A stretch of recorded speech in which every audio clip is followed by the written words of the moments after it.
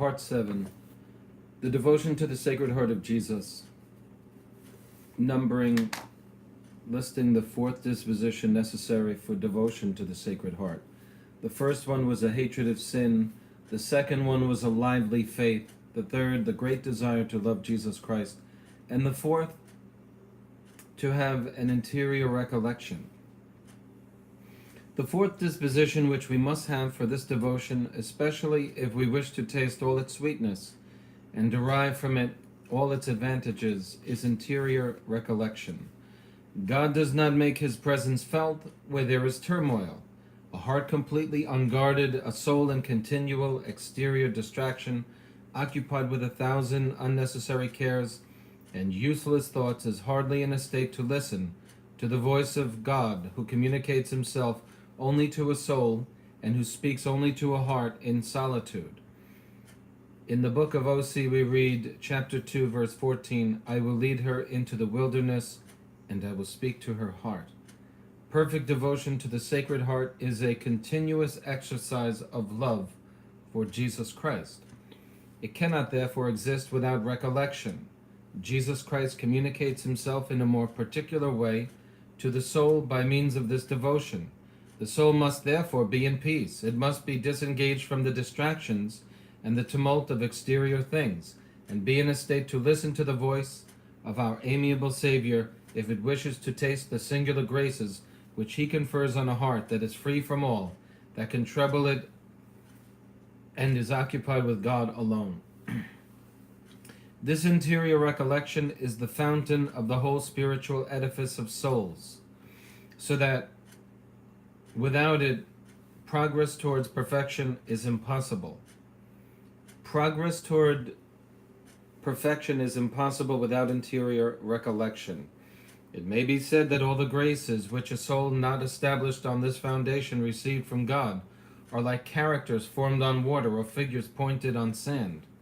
The reason for this is that, in order to advance toward perfection, one must necessarily unite oneself more and more to God. Now, without interior recollection, one cannot unite oneself to God, who will make his sojourn only in peace of spirit and in the retirement of a soul not dissipated by different objects, nor troubled or distracted by exterior occupations. St. Gregory remarks that when Jesus Christ wishes to inflame a soul with his divine love, one of the first graces he gives it is a great attraction for interior recollection. It may be said that the most common source of our imperfection is the want of recollection and of vigilance over ourselves. This is what stops so many people on the road to perfection. This is what causes the soul to find scarcely any relish for the holiest exercises of devotion. A man with little interior life is never devout. Whence comes it, says a holy man, that so many religious, so many devout people, who have such good desires and who seem to do all that is necessary to become saints, nevertheless draw so little fruit from their prayers, their communions, and their spiritual reading, and after that, practicing all the exterior exercises of the spiritual life for so many years, they can hardly see any profit from them? Whence comes it that directors who conduct others on the road of perfection remain themselves in their interior, in their ordinary imperfections? Whence comes it that directors of souls who conduct others on the road of perfection remain themselves, these are the priests, in their ordinary imperfections? How many zealous men, how many workers who labor with such ardor for the salvation of souls, how many people who give themselves to good works, suffer nevertheless from the violence of their passions, are always subject to the same faults, make hardly any progress in prayer, pass their whole lives in a sort of languor, without ever tasting the ineffable sweetness of peace of heart, and are always uneasy, terrified by the thought of death, and disheartened by the smallest accident? Does not all that come from their negligence in guarding their hearts and keeping themselves in recollection? Doesn't this come from a lack of recollection? These people abandon the care of their interior and give themselves too much to their exterior.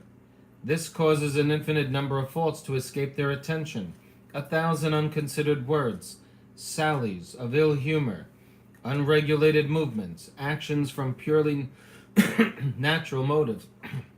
This would not happen to them if they had an actual intention to regulate their interior conduct. And if they guarded themselves a little in their activities to prevent their passions, which find their nourishment in their external activity, from being strengthened all the more dangerously because the passions disguise themselves under the appearance of zeal and virtue. We must then confess that interior recollection is so necessary for the perfect love of Jesus Christ and for progress in the spiritual life, that a person who will advance only in proportion as he gives himself to this exercise. It is by this means that St. Ignatius, St. Francis de Sales, St. Teresa, St. Francis Xavier, and St. Aloysius Gonzaga have arrived at the height of perfection. If we do not take care to keep ourselves recollected at the time of action, we shall draw little fruit from even our best actions. Let us keep silent if we wish to hear the voice of Jesus Christ. Let us keep our souls away from the tumult and the embarrassment of exterior things, in order to be at liberty to converse longer with him, to love him ardently and with tenderness. The devil knows only too well the great advantages to be derived from this interior peace. In guard over the heart, accordingly, he uses all his cunning devices to make people give up interior recollection. This is meditation.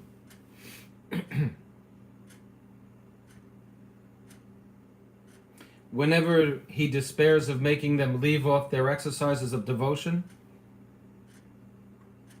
and their good works, the devil endeavors to make them concentrate all their attention on exterior works to the detriment of their devotions, and to induce them to leave their entrenchment where they were, so to speak, protected from all his darts. When a soul gives way to the satisfaction found in a large number of exterior actions, pleased with the illusion that it is doing much for God, the soul becomes dissipated and insensibly loses its union with God and that sweet presence of God without which one may work much and accomplish little. A dissipated soul is like a stray and wandering sheep that is soon devoured by the wolf. Such a person may think that it will be easy for him to return into himself, but besides the fact that this presence of God is a grace that is not always at his disposal, he scarcely finds himself in a state to rid himself of the 100 exterior objects which occupy him. He has lost the taste for spiritual things by the too long sojourn which he has made in a strange country. The remorse and anxiety which he feels as soon as he pays some attention to himself causes this interior recollection to become a torture for him. He is dissipated, and he loves dissipation. My God, what loss does not a soul suffer that allows itself to be completely immersed in exterior things? What inspirations, what graces does it not render useless? And of what favors does it not deprive itself by the want of recollection? To avoid this evil, we should take great care to keep ourselves always in the presence of God, and to preserve the spirit of recollection in all our occupations. It is necessary that while the mind works, the heart be in repose and remain immovable in its center, which is the will of God, from which it should never separate itself. To acquire this interior recollection, which is assuredly the gift of God, but which God never refuses to those who ardently desire it and who take the means to obtain it, we must accustom ourselves to reflect much on the motives which should animate us in everything that we do. Before beginning any action, let us look and see that it is in order, that it is pleasing to God, and that it is for Him that we do it. During the action, let us lift up our minds from time to time to our Lord and renew the purity of our intention. It is a sign that we perform an act for God if we leave it off without any pain when necessary, if we continue it without uneasiness or shame, and if we are not angry when we are interrupted. To acquire this interior recollection, which is assuredly the gift of God, but which is never refused to those who ardently desire it, and who take the means to obtain it, we must, how do you get this? We must accustom ourselves to reflect much on the motives which should animate us in everything we do.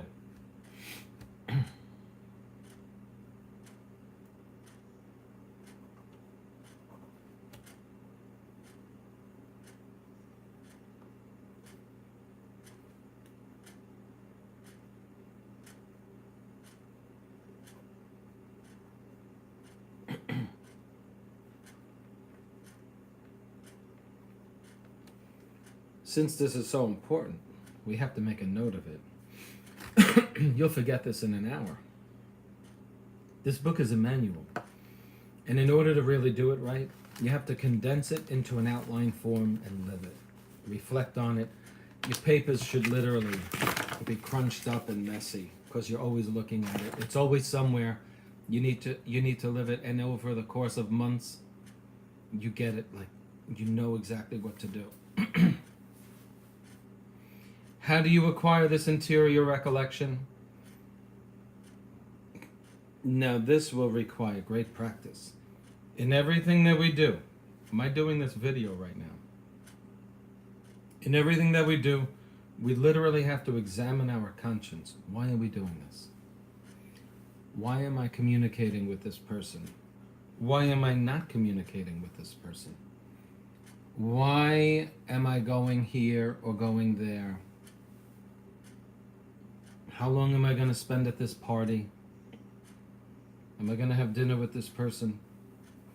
Before beginning an action, any action, let us look and see that it is in order, that it is pleasing to God, and that it is for Him that we do it. During the action, let us lift, so before we do it, ask yourself, why are you doing it? While you're doing it, lift up your minds from time to time to our Lord and renew the purity of our intention. Boy, Lord, this is getting hard to do, but since I'm doing it for you, I'm going to keep at it. Or, boy, this is pleasurable, Lord. Let me not forget that it is for you that I'm doing this. It is a sign that we perform an act for God if we leave it off without pain when necessary, if we continue it without uneasiness, and if we are not angry when we are interrupted. For example, some of the saints were intending to do something great, and their actions were completely interrupted. St. Louis de Montfort, he built on the top of a hill something called Calvary, the Stations of the Cross. And the local bishop was lied to and was told that St. Louis de Montfort was practicing devil worship. And so the bishop ordered that Calvary, which took a year to erect, all the Stations of the Cross be taken down. And the people who helped him build it said, I can't believe this, Father. This is wrong. He said, don't blaspheme. This is the will of God. There's an example for you. And that is in Mary Fabian Windiette, St. Louis de Montfort. If you want a nice set of books for your children, there is a 20-book set by Mary Fabian Windiette. Fabyan Windiette, Windeatt. She's a Canadian author. The books, in my opinion, were really, really good. And you'll see it in that. She highlights the life of St. Louis de Montfort, St. John Massius, St. Therese of the Child Jesus and of the Holy Face, King David, St. Paul, St. John Vianney,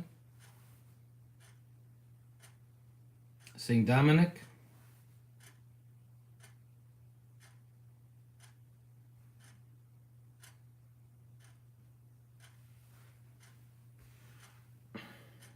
I forget the rest, but it's a really good set of books.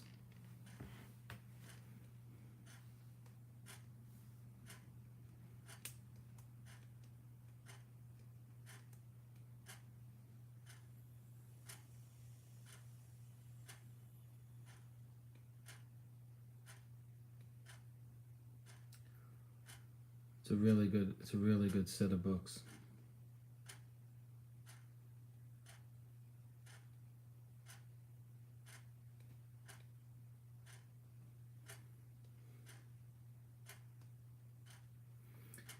The Children of Fatima, St. Rose of Lima,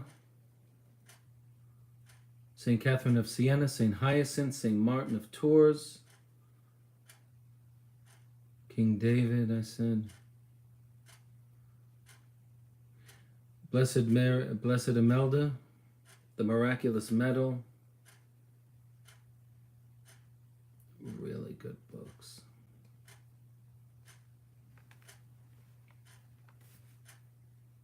St. Thomas Aquinas too. Really good stuff. Great for the children, I'm telling you. Pauline Jericho. I think I just named all of them. Maybe left out one or two. There's 20 of them. Anyway.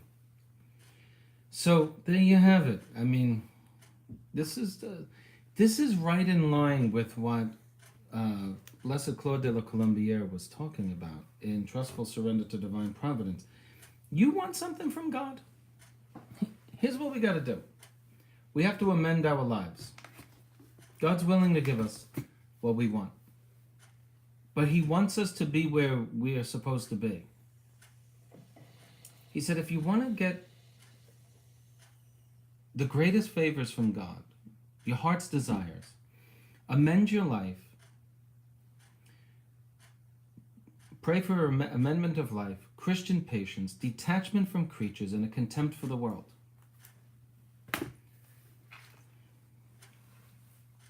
Now this is a big one, interior recollection. This is, to me, this is the pivotal point. If you can do this, I think it would require prayer throughout the day, even if it be for 3 minutes, to recollect oneself, gather one's thoughts, and reconsecrate the day to the Sacred Heart. Think about how many angry moments could be avoided. To commit everything to the Sacred Heart. Lord, I can't stand this person, what he's doing, what she's saying, but I'm here because I have to be. I commit this to thy most sacred heart. Please help me. Now you're trying to do something for God. Don't you think he's going to help you? I do. Hatred of sin, lively faith, great desire to love Jesus Christ, interior recollection. But the surest and most efficacious practice to preserve this interior recollection in our greatest exterior occupations, which is our work or whatever else we're doing, is to represent to ourselves Jesus Christ in his occupations. Let us represent to ourselves the manner, the modesty, the exactness with which he acted when on earth, the attention which he expended to acquit himself perfectly of all that he did, and the tranquility and sweetness with which he nevertheless acquitted himself. What a difference between his manner of acting and ours. If something that we are obliged to do displeases us, what false reasons we allege to dispense ourselves from it? What artifices to put it off? With what languor, what indifference we do it? If it is according to our inclinations, we feel a kind of joy which at once causes dissipation of soul. The very fear of not succeeding makes us uneasy and vexed. Let us then keep Jesus Christ before us as our model. We must constantly look on him if we wish to keep ourselves in interior recollection and to increase continually in his love. When we say that to keep ourselves in this interior recollection, the soul must not be too much occupied with exterior things. We do not mean that the occupation in exterior things, which are of obligation, is a hindrance to our interior recollection. No. One can be very recollected in action. The greatest saints, who have been consequently the most recollected, have often been the most occupied with exterior works. Such have been the apostles and apostolic men who have given themselves up to the salvation of their neighbor. And thus it is an error to think that the greatest exterior occupations are obstacles to interior recollection, provided that it is God who puts us in these employments. These employments are the most proper means to keep us united continually with God. We must give our mind only to these exterior occupations, but not our heart. We must give our mind only to these exterior occupations, but not our heart. We must absolutely choose one of two things, said a great servant of God, either to become interior men or to lead cowardly and useless lives. Lives filled with 1,000 vain occupations, none of which will ever lead to the perfection to which God calls us. And if we do not take great care to preserve ourselves in interior recollection, far from accomplishing the designs of God, we shall not even know what his designs are, and shall never arrive at the height of sanctity and perfection which our state demands.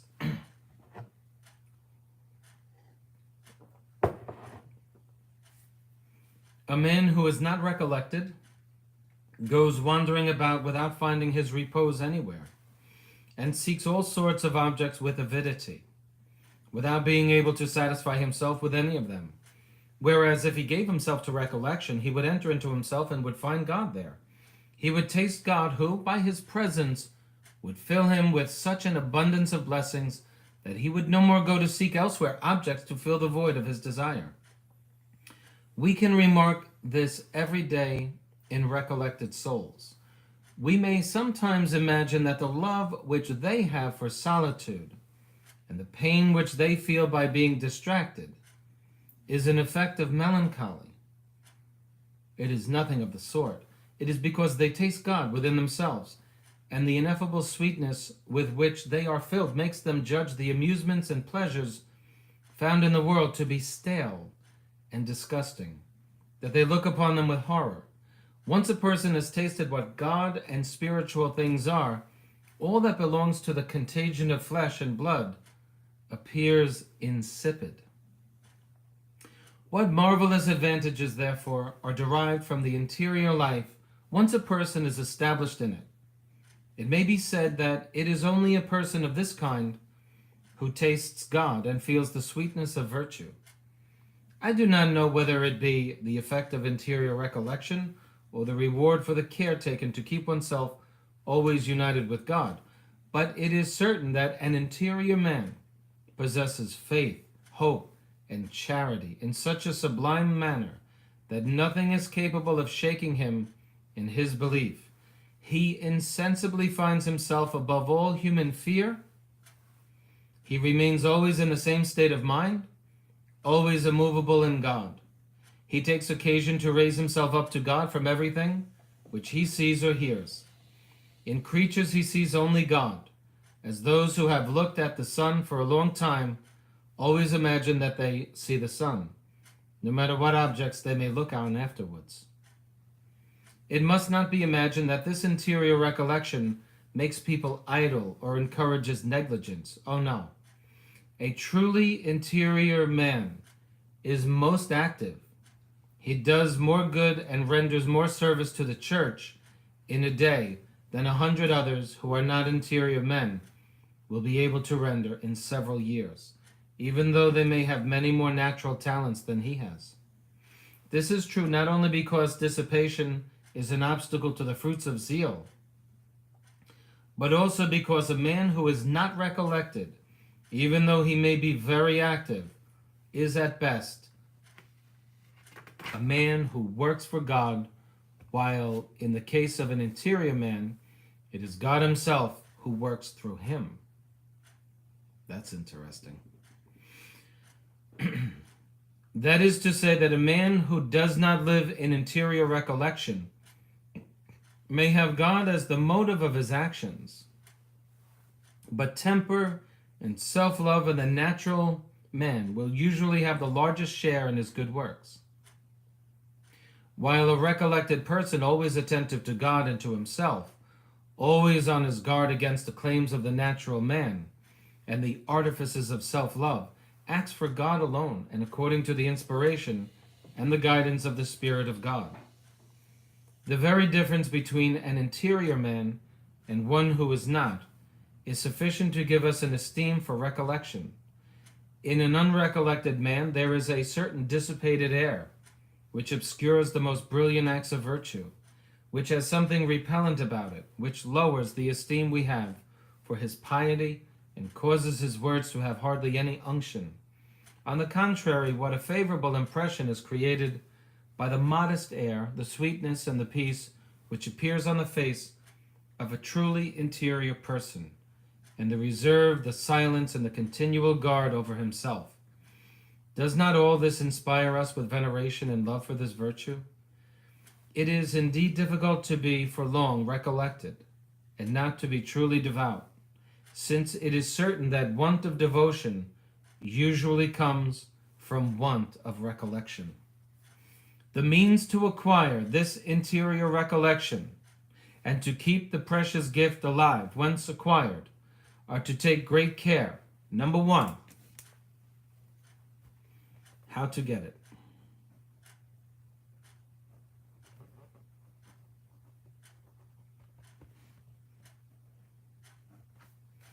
Avoid eagerness in all that we do, and to undertake nothing that would interfere with the full performance of all our exercise of devotion. Avoid eagerness.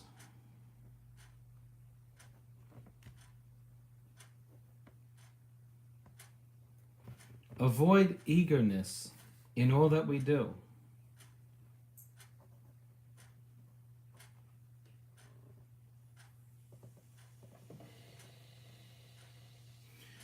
And to undertake nothing that would interfere with the full performance of all our exercises of devotion.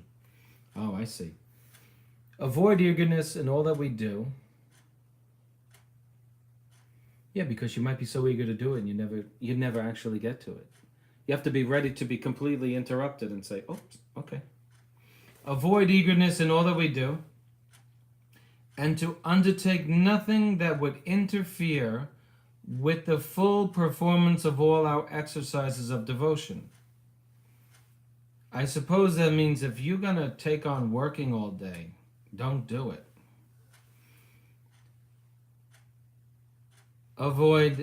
It says, undertake nothing that would interfere with the full performance of all our exercises of devotion. Secondly,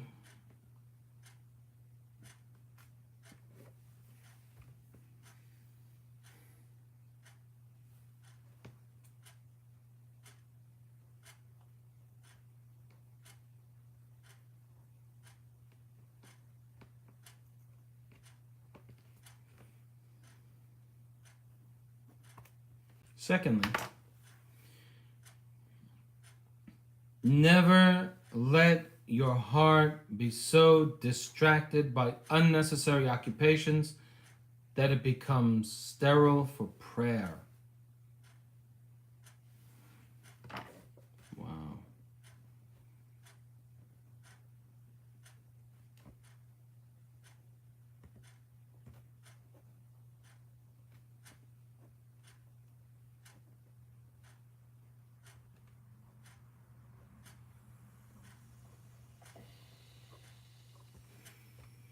You know what that means, right? Even in your pleasures, your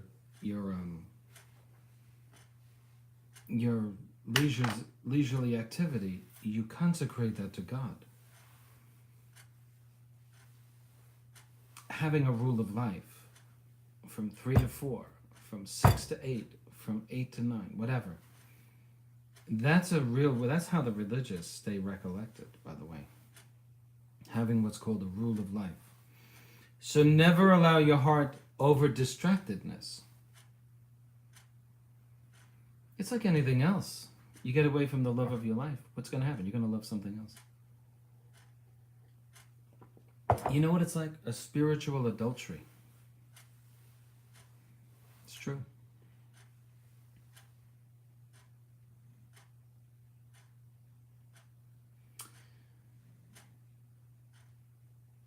So it says, never allow your heart to be overly distracted so that it makes your prayer sterile.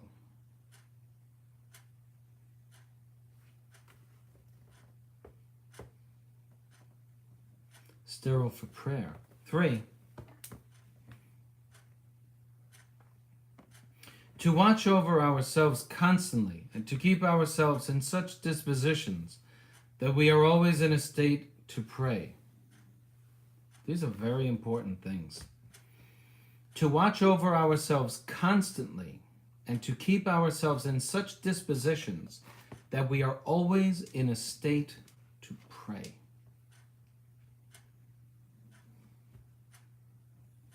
Wow.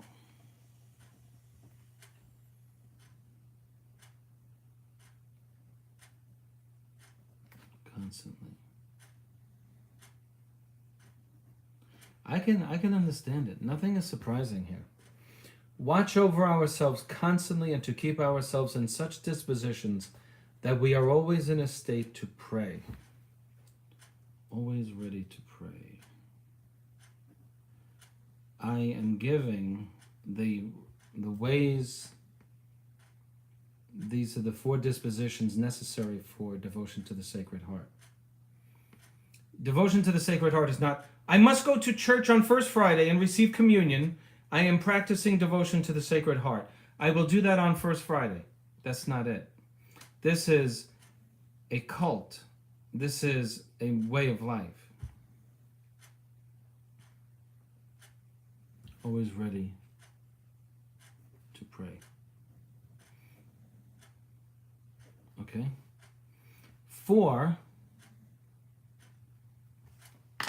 to render ourselves masters of our actions, lifting ourselves up above our employment, holding our heart disengaged from the trouble and embarrassment ordinarily caused by works of zeal for souls, such as application to study, care of family, commerce with the world, business cares, and diverse occupations, always regarding the employments of our state of life as means to be recollected. Let's read that again. To render ourselves masters of our actions. Be masters of our actions.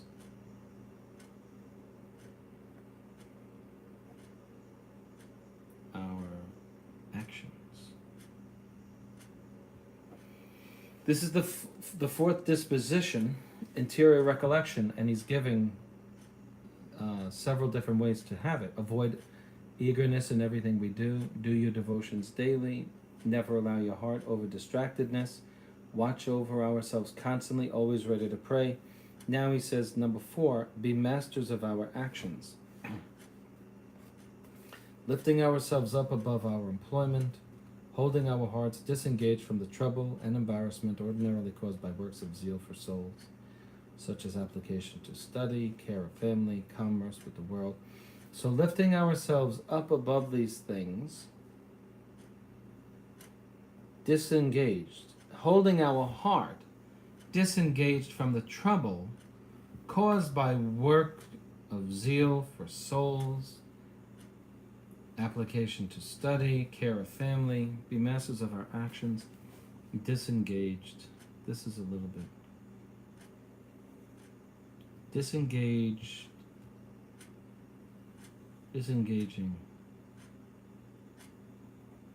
our hearts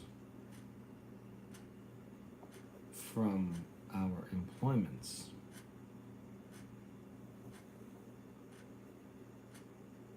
to do things dispassionately. Getting it done. Just get it done. Whatever it is. Care of the children, care of the home, getting it done for a purpose.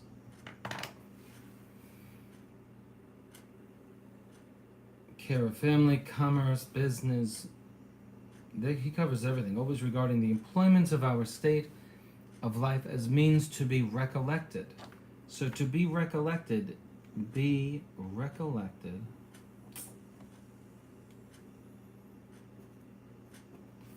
Be recollected in all our mundane duties.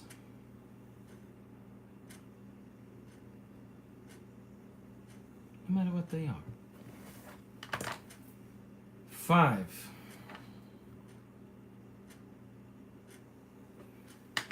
The only way to do this is to read it, go through the day, come back at it at night. Did I do this? Oh no, I didn't do this. Second day, do your read it in the beginning, come back to it. Oh, I missed this, I missed that. So that it becomes an habitual thing. 5. Retreat and silence are efficacious means to be recollected.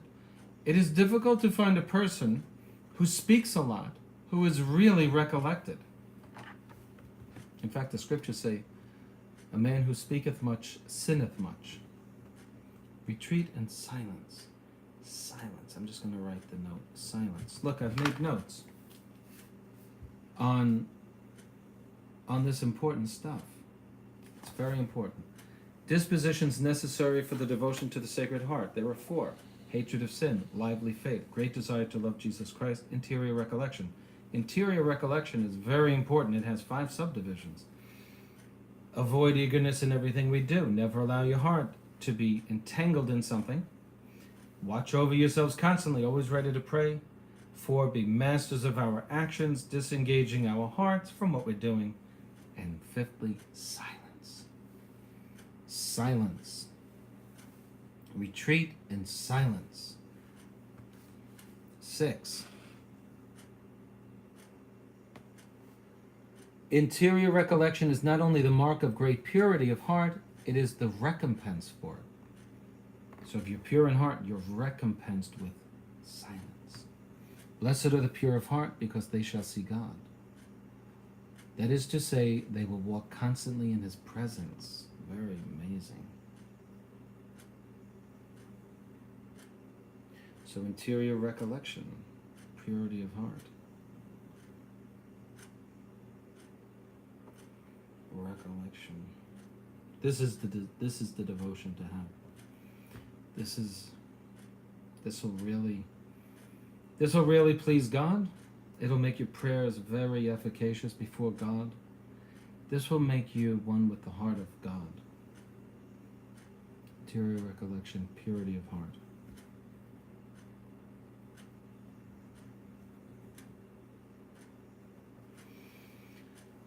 And 7, there's 8 of them. In order to render the exercise of the presence of God easier, we may make use of some signal which recalls it to us, such as the sound of the clock, the beginning and the end of each action, entry into our room and leaving it, the sight of an image, the arrival of a person, and other similar things. Guess what? Now I remember where I got this from. You take your if you do this on your chest. I remember that's how I renew all of my intentions to God without saying a word. I just do this during work. And this is where I got it from. I'll read it again. In order to render the exercise of the presence of God easier, we may make use of some signal thing which recalls it to us. Recalling the presence of God. Something. You might make the sign of the cross on your head. You may not want to do that. And at work, people might, you draw unnecessary attention to yourself. Or you may simply close your eyes for 2 seconds, and that's your signal sign, That's the way that you do it. So it's something, though. It's something. You may wear a bracelet, or you may wear something so that you look at it and you recall. Or you may set your watch every hour. Deet, deet, deet, deet. In order to make the exercise of the presence of God easier, we may make use of some signal which recalls the presence of God to us, such as the sound of the clock, or the beginning and the end of each action, or entry into our room and leaving it. Something that we say, when I enter my room, I'm going to think of the presence of God. When I leave it, or the sight of an image, perhaps on your person, the arrival of a person, and other similar things. Okay, so you get it. G. A signal.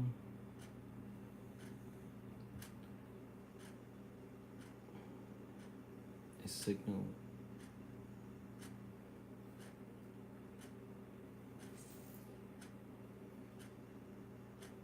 A signal which recalls the presence of God.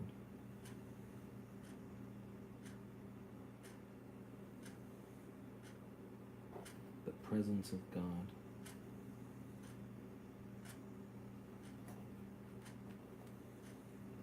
Okay. And H.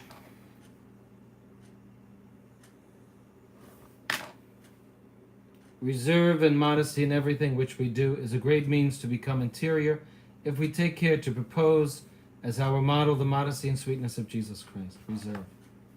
Reserve. I know what that means. Reserve and modesty.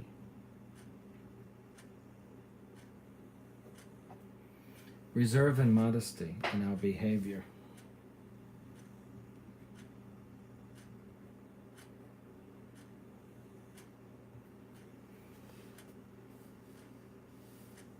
If we take care to propose reserve and modesty in everything we do is a great means to become interior. If we take care to propose as our model the modesty and sweetness of Jesus Christ. Okay, I. Frequent reflection is a great help to a person who wishes to be recollected. Frequent recollection.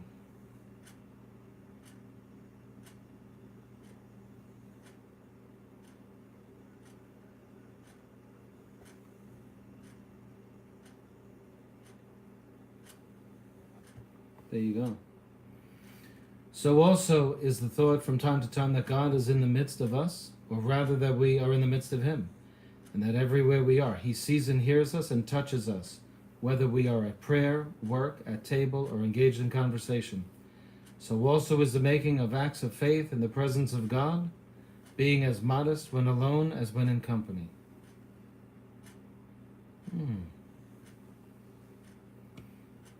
In fine, interior recollection is a gift from God. Again, he says this.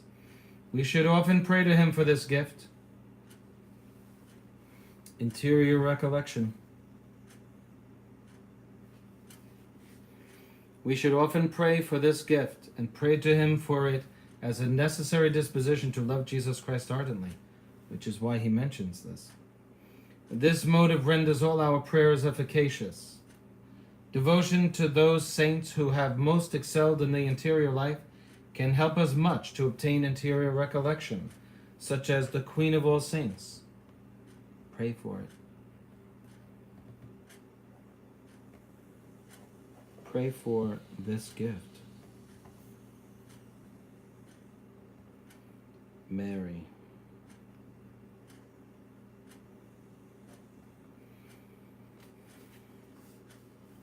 Saint Joseph.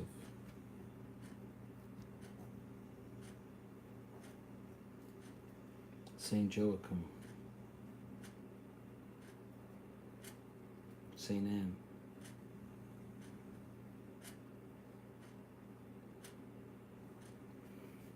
John the Baptist.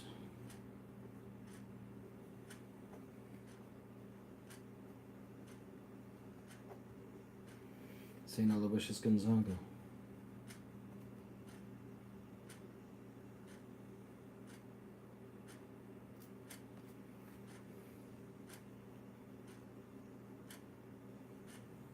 We have a lot of work to do. And that ends chapter 1 of the second part of this book. To recap what I just read, we have to develop the dispositions necessary for the devotion to the Sacred Heart. It is not going to First Friday devotions and saying the litany of the Sacred Heart, receiving communion, going home, do it again next month. No. You want this? You want the most efficacious way of speaking to Christ and getting from Him the desires of your heart? Then give Him the desires of His heart, that you become devoted to His Sacred Heart, having the following dispositions: a hatred of all sin, lively faith, great desire to love Him, interior recollection. In the interior recollection part, to do this you must avoid eagerness in all that you do. Do your things without passion. Do your devotions daily. Never allow your heart over distractedness. Watch over yourselves constantly, always ready to pray.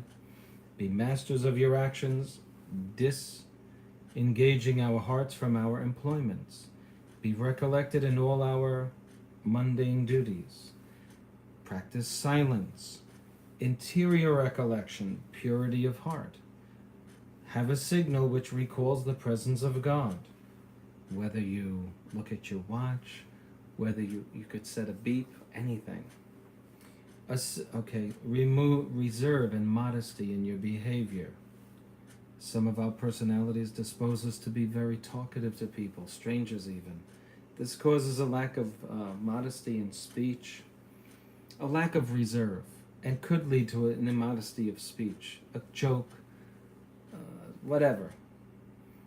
Always be frequently recollected. Pray for this gift to be frequently recollected.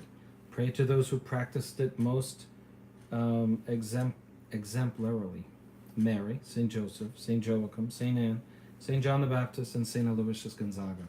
And that's it. I'm going to the church to pray in front of the Blessed Sacrament, because I really want this, and it takes work. And so,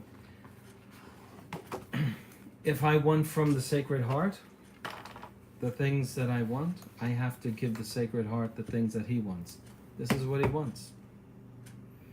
And one day, the Sacred Heart will have from me all that He wants, and I will have from the Sacred Heart everything that I want. But first we have to please Him, because He's God, and we know that. And so there you have it. And there I will leave it. Finally, I got done with that very long chapter. The next chapter is chapter 2, but it'll be part 8 of this video series.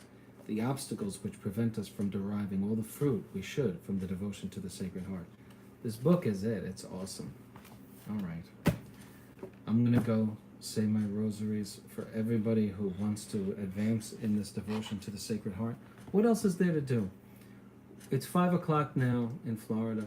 What is everybody else doing today? Enjoying themselves? Not a bad thing. How many people will have advanced today by the end of the day in the love of God? Not many. Not many. And I don't want to be like that anymore. I just don't want to be one of those people.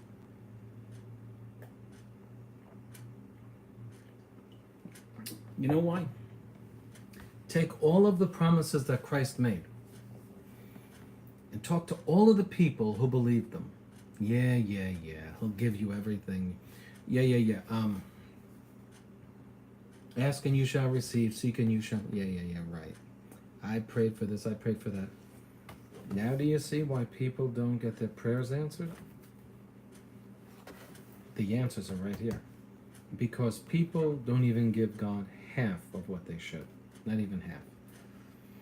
And so if we go to Him and really set out to do this, He's going to reward us so amazingly. Because the things that you desire are not going to be obstacles to your perfection.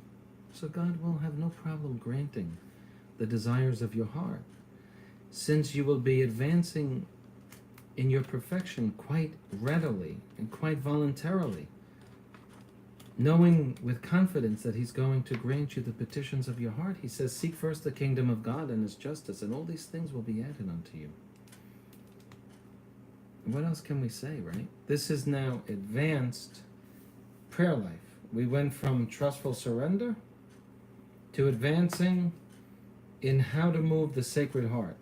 First, we have to be moved toward the Sacred Heart, and the Sacred Heart will incline himself towards our own hearts, so that our hearts will become one. And that's the goal of the Sacred Heart devotion. To love the heart that's little loved, and to honor this heart that loves so much and is so little loved. Okay, thanks for